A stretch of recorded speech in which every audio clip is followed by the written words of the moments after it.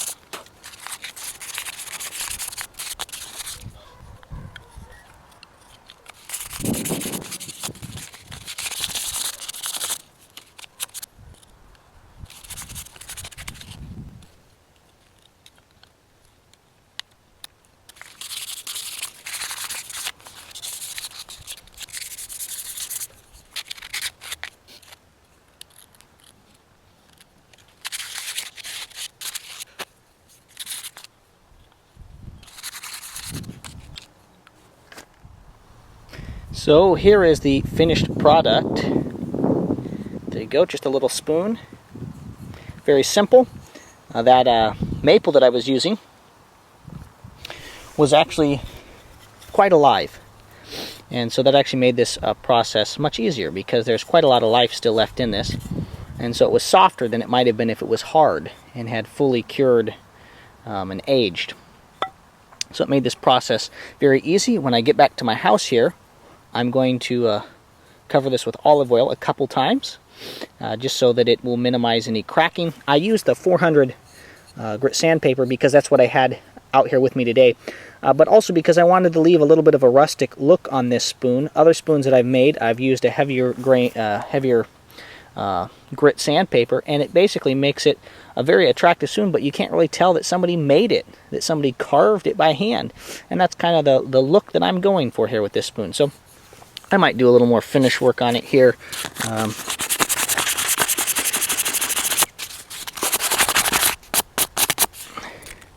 But it would be fully usable if I did not have a spoon on a camping trip. You know, this took me about, I'd say, 45 minutes from beginning to end, and part of that was longer because I wanted you to be able to see the angle, so I was worried about the angles of the camera. But if I just worked as fast as I could, I probably could have done this a little bit quicker. But there you go, my step-by-step process in time-lapse of carving a small wooden spoon. If you like this video, I would encourage you to subscribe to my channel for more quality video reviews on the topics of shooting, camping, and survival gear. This is the Gear Tester signing off.